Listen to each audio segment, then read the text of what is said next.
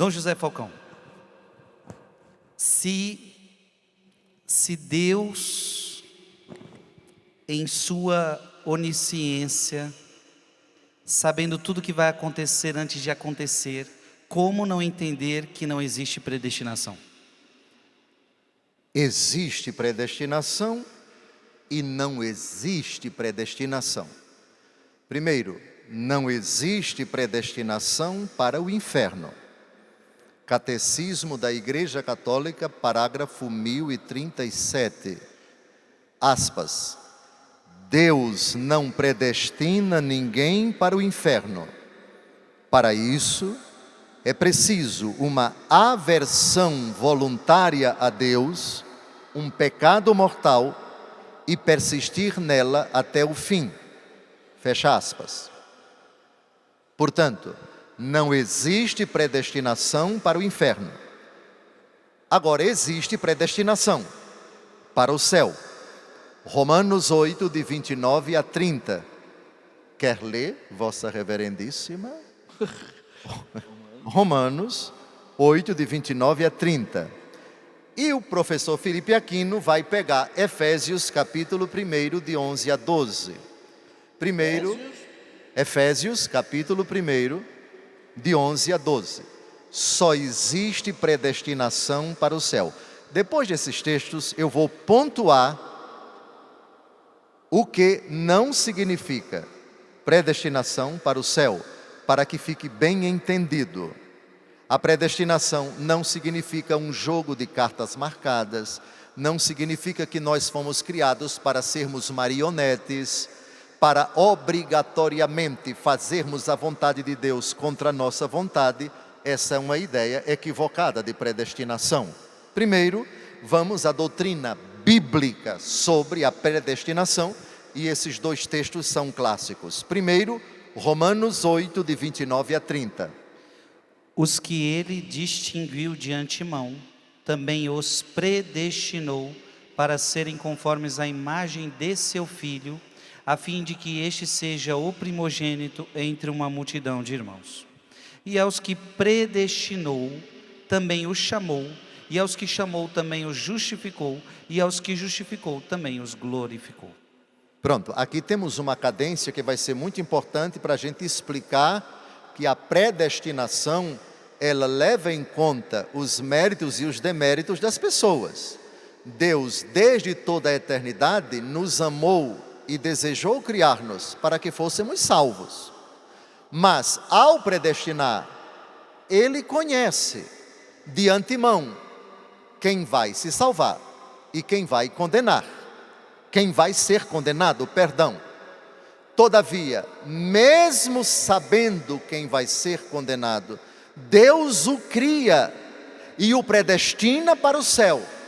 A condenação eventual, que já é do conhecimento de Deus, ocorrerá não porque Deus o desassistirá, não porque Deus quererá, não porque Deus desejou ou vai desejar, mas por livre iniciativa do predestinado para o céu. Deus predestinou Judas para ir para o céu.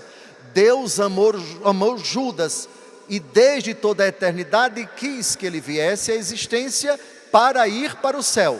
As decisões equivocadas de Judas não fizeram parte do querer de Deus, mas de um permitir misterioso de quem, sabendo de antemão, predestinou, malgrado o conhecimento eterno que ele tinha, predestinou para o céu. Não é fácil, por favor, não é fácil você harmonizar essas realidades, mas a predestinação não ignora, antes supõe as decisões livres que a criatura haveria de tomar, sem que Deus as forçasse a praticar o bem e sem que Deus as impedisse de praticar o mal. Efésios, capítulo 1, de 11 a 12. 11. Nele é que fomos escolhidos, predestinados segundo o desígnio daquele que tudo realiza por um ato deliberado de sua vontade, para servirmos a celebração de sua glória, nós que desde o começo voltamos nossas esperanças para Cristo. Predestinados em Efésio, predestinados em Romanos. Predestinação. A predestinação, como eu disse, ela foi muito bem colocada aqui numa dinâmica. Em Romanos 8, de 29 a 30, citado pelo Frei Gilson. Os que ele predestinou, também chamou. O chamado supõe uma resposta da criatura. Desde toda a eternidade, a predestinação é iniciativa minha. Mas no tempo, você é chamado. Como a Virgem Maria, o arcanjo esperou o sim dela. E isso Deus já conhecia. Mas já conhecendo, respeitou a criatura predestinada no tempo, na sua possibilidade de dizer não. Maria podia dizer não, mas não disse. E ao dizer sim, ela disse com o auxílio da graça de Deus, mas não forçada por ele. O que se aplica a ela, se aplica a todos. Depois do verbo chamar, justificar. E depois de justificar, glorificar. Então, predestinar, chamar, justificar, glorificar. Um processo que brota da eternidade, entra no tempo com a colaboração da criatura e atinge o seu ápice na eternidade. Concluo com Santo Agostinho: aquele que te criou sem ti, não poderá te salvar sem ti. Deus, para te criar, não pediu tua autorização, mas para te salvar, Ele precisa dela.